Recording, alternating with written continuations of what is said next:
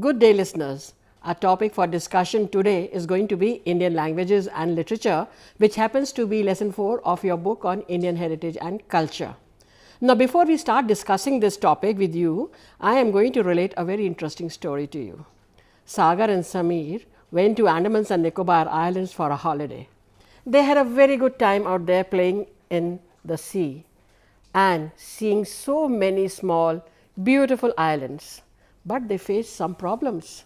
Also, they could not understand the language which the local people were speaking. As a result, they missed out on many things the tribals would have told them about themselves and about the animals. From this, you can understand the importance of language. Now, language is a medium through which we express our thoughts, while literature is a mirror that reflects ideas and philosophies which govern our society. Hence, to know any particular culture and its tradition, it is very important that we understand the evolution of its language and the various forms of literature like poetry, drama, religion and non-religious writings.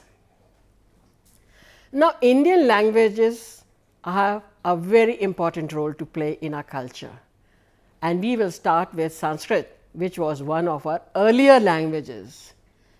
Ever since human beings have invented scripts, writing has reflected the culture, the lifestyle, the society and the polity of the contemporary society. In the process, each culture evolved its own language and created a huge literary base. This literary base of a civilization tells us about the evolution of each of its languages and culture through the span of centuries. Sanskrit is the mother of many Indian languages. The Vedas, the Upanishads, the Purans, the Dharmashastras are all written in Sanskrit. There is also a variety of secular and religious literature also. By reading about the languages and literature created in the past, we shall be able to understand our civilization better and appreciate the diversity and richness of our culture. All this was possible because of the language that developed during that time. Sanskrit is the most ancient language of our country.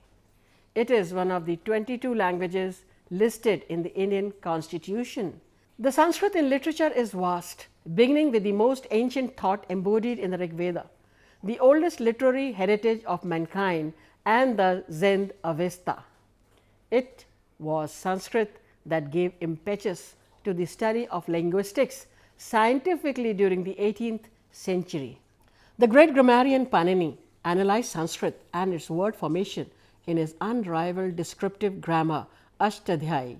The Buddhist Sanskrit literature includes the rich literature of the Mahayana school and the Hinayan school also. The most important work of the Hinayan school is the Mahavastu, which is a storehouse of stories, while the Lalita Vistar is the most sacred Mahayana text which supplied literary material for the Bodhicharita of Asvaghosh.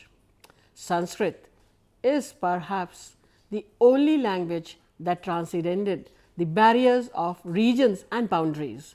From the north to the south and east to the west, there is no part of India that has not contributed to or been affected by this language. Kalhan's Rajatarangini gives a detailed account of the kings of Kashmir, whereas with Jona Raja we share the glory of Prithviraj. The writings of Kalidas have added beauty to the storehouse of Sanskrit writings. The Vedas are the earliest known literature in India. The Vedas were written in Sanskrit and were handed down orally from one generation to the other. Do you know that the preservation of the Vedas till today is one of our most remarkable achievements? To be able to keep such a literary wealth as the Vedas intact when the art of writing was not there and there was a paucity of writing materials is unprecedented in world history. The word Ved literally means knowledge. In Hindu culture, Vedas are considered as eternal and divine revelation. They treat the whole world as one human family. Vasudevaya Kutumbakam. There are 4 Vedas, namely the Rig Veda, the Yajur Veda, the Samaveda and the Atharva Veda. Each Veda consists of the Brahmanas, the Upanishads and the Aranyakas. The Rig Veda, Samaveda and the Yajur Veda are collectively known as Traji. In later years, the Atharva Veda was incorporated in this group. The Rig Veda is the earliest of the Vedas.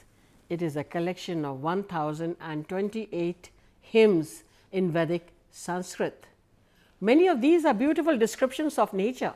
The prayers are largely for seeking worldly prosperity. It is believed that these recitations are the natural outpouring of Vedic rishis experiencing a mentally transcendental stage.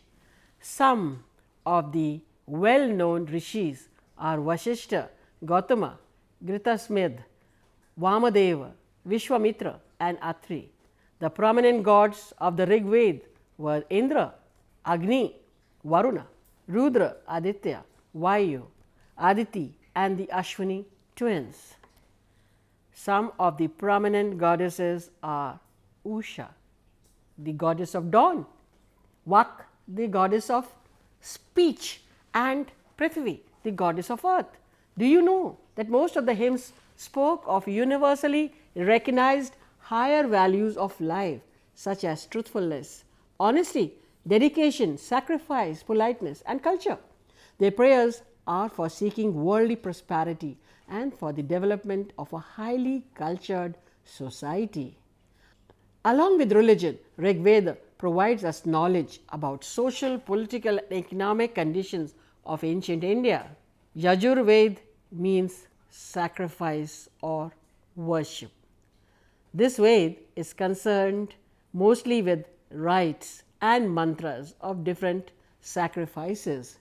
It gives direction for the performance of the yajnas. It has both poetic and prose renderings. Being a treatise on rituals, it is the most popular of the 4 Vedas. There are 2 major branches of Yajur Veda, namely Shukla and Krishna Yajur Veda, that is Vajrayanai Samhita and Taittiriya Samhita. The text reflects on the social and religious condition of India at that time. Samved means melody or songs. The Ved consists of 16,000 ragas and raginis or musical notes. Out of total 1875 verses, only 75 are original and others are from the Rig Veda. The Samaveda prescribes the tunes for the recitation of the hymns of the Rig Veda. It may be called the book of chants. This book is an evidence of the development of Indian music during this period. Now, the Atharva Veda is also known as the Brahma Veda. It contains treatment for 99 diseases. The source of this Veda is traced to 2 rishis called Atharva and Angiras.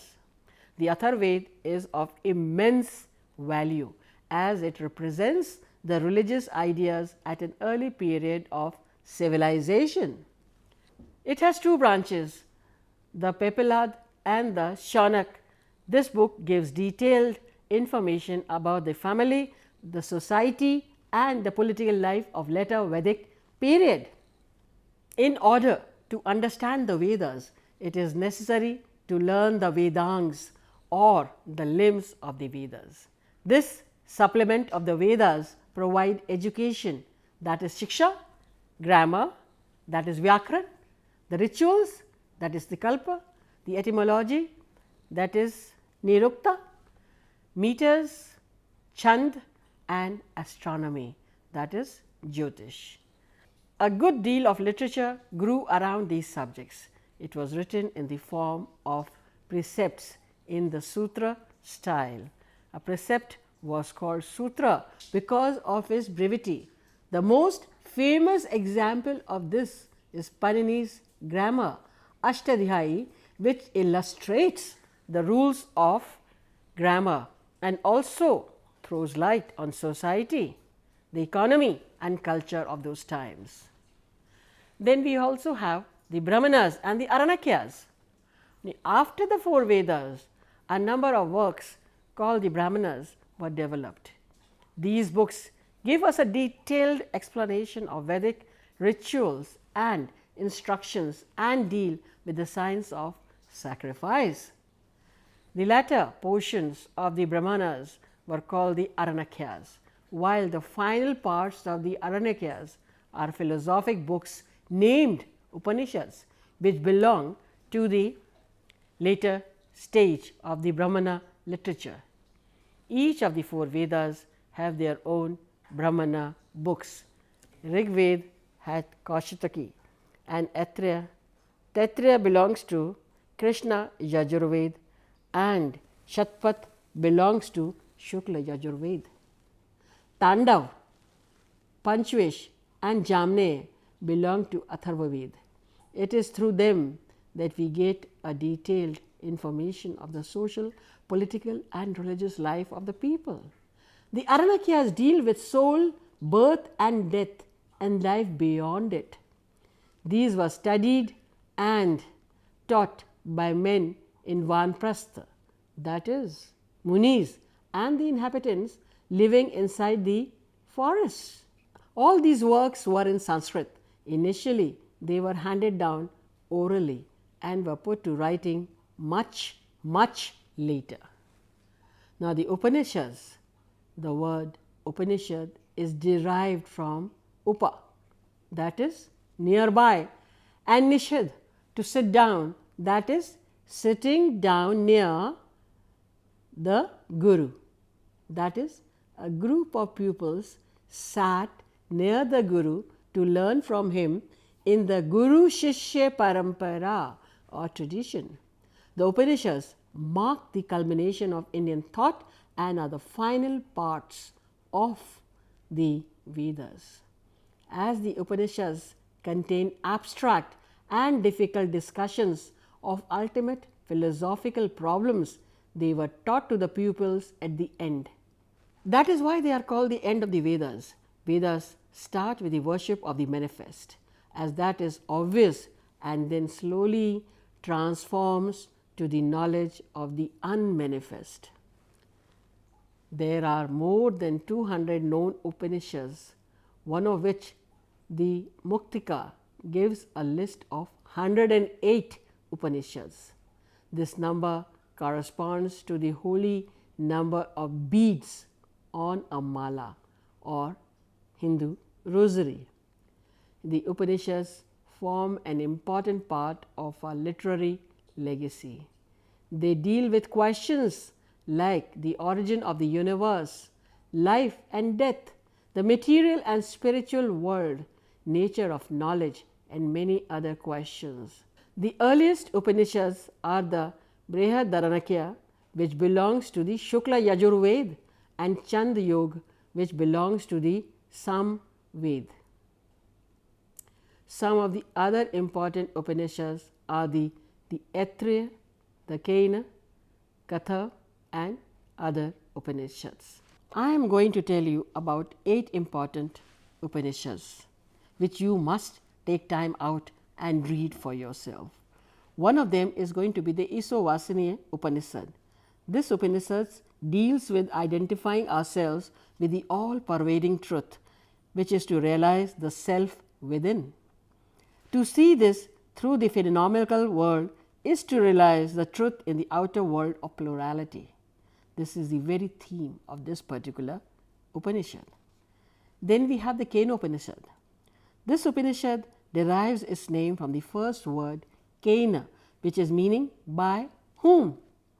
It is an inquiry into the nature of perception, written in both prose and poetry, using a conversational style to describe the eternal truth. It is a search for the real power which lies behind the workings of the universe, both external as well as internal. Then we have the Kathopanishad. Now, Kathopanishad starts with the story of a young boy who is ready to face Lord Death in his quest for truth. Now, this is a very important, very interesting Upanishad. I think among all the Upanishads, you will find this the most interesting. It is a discovery into what happens after death. This is perhaps one of the clearest of the 10 classical Upanishads which you must read. It is a must. Then we have the Prashnopanishad. This Prashnopanishad is dealing with 6 set of disciples who are asking 6 different questions.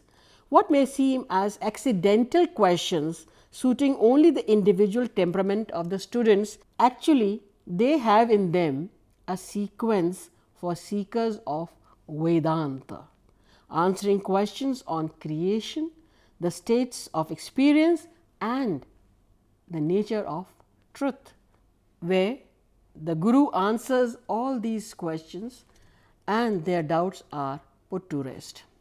Then we also have the Mundak Upanishad. Here the seeker Shaunak asks the master Angiras, what is that knowledge knowing which everything becomes known? The Upanishad is an answer to this profound question. Of course, it is a very interesting Upanishad. Then we also have Mandukya Upanishad.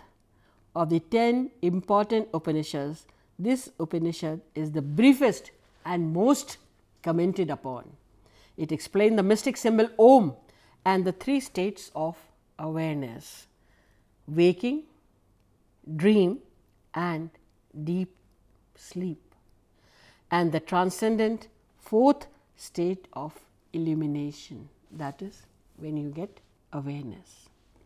Then we have the Aitra Upanishad and the Taittiriya Upanishad. Now, the Aitra Upanishad, which is also called the Atma Satak and revealed to the saint Aitreya, this Upanishad is from the Rig Veda. To indicate the eternal truth, a theory of creation is superimposed upon the truth. Then we have the Taittiriya Upanishad. Nowhere in the world do we get such a complete study of the human personality in all its exhaustive features as in the Taittiriya Upanishad.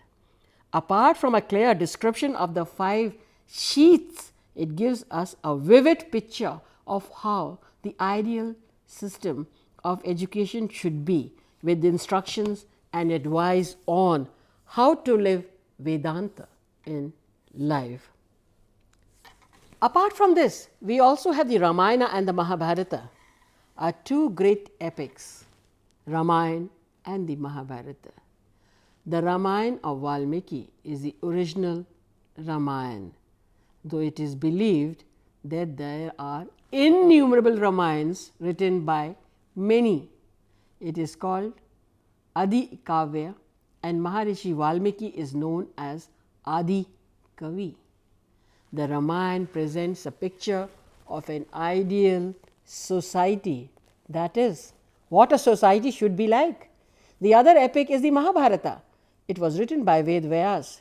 Originally, it was written in Sanskrit and contained 8,800 verses and was called Jaya, or the collection dealing with victory. Originally, though there were about 8,800 verses in the Mahabharata, later on they were raised to 24,000 and came to be known as Bharata, that is, named after one of the earliest Vedic tribes. The final compilation brought the verses to 1 lakh, which came to be known as the Mahabharata or the Sat Sahasri Samhita. It contains narratives, descriptive and didactic material relating to conflict between the Kauravas and the Pandavas. The Mahabharata and Ramayana have several renderings in different Indian languages. The Mahabharata contains the famous Bhagavad Gita, which contains the essence of divine wisdom and is truly a universal gospel. Though it is a very ancient scripture, Its fundamental teachings are in use even today. In the Bhagavad Gita, Krishna explains to Arjuna his duties as a warrior and prince and elaborates on different yogic and Vedantic philosophies with examples and analogies. This makes Gita a concise guide to Hindu philosophy and a parochial, self-contained guide to life. In modern times, Swami Vivekananda, Bal Gangadhar Tilak, Mahatma Gandhi and many others use the text to help inspire the Indian independence movement. This was mainly because the Bhagavad Gita spoke of positiveness in human actions. It also spoke of duty towards God and human beings alike, forgetting about the results. You will appreciate the fact that the Gita has been translated nearly all main languages of the world. Then we also have the Puranas. The Purans occupy a unique position in the sacred literature of the Hindus. They are regarded next in importance only to the Vedas and the epics. There are said to be 18 Purans and about the same number of Upapurans. Some of the well known Purans are Brahma Puran, the Bhagavad Puran, the Padma Puran, the Vishnu Puran, the Vayu Puran, the Agni Puran, the Matsya Puran and the Garud Puran. You must be very familiar with the Garud Puran because you find that this Puran, that is the Garud Puran, is read in literally every family, Hindu family in which somebody dies. It is supposed to be a Puran which brings peace to the family as well as to the departed soul. Now, their origin can be traced as far back as the time when Buddhism was gaining importance and was a major opponent of the Brahmanic culture. Purans are mythological works which propagate religious and spiritual messages through parables and fables. They have a potent influence in the development of the religious lives of the people. The Puranas follow the lines of the epics and the earliest Purans were compiled in the Gupta period. They are full of myths, stories, legends and sermons that were meant for the education of the common people. These Purans contained important geographical information, histories and deal with the mysteries of creation, recreation and dynastic genealogies. This period also saw the compilation of various smritis or law books written in verse. The phase of writing commentaries on the smritis begins after the Gupta period. The Sanskrit lexicographer states that the Puran should describe 5 topics. One is Sarga, that is creation, then the Pratisarga, that is secondary creation. Then we have Vamsa, which is genealogy, and the Manvantra, that is Manu period, and finally the Vansh Charita or the dynastic history. There are innumerable stories to be read about the Purans, which you must have access to, because this is a literature about which you people as a students must know. It will make your life extremely enriching and you will come to realize the immense literature which our country has right from ancient times. It is important for you to know about these Rigvedas, about the Brahmanas, about the Aranyakas, about the Upanishads, not because you are a Hindu, but because it is universal. These books are universal. They do not belong to any religion, they belong to the entire world, and everyone must, if possible, read about all of them. If not all of them, at least some of them. They make interesting and informative reading. Thank you.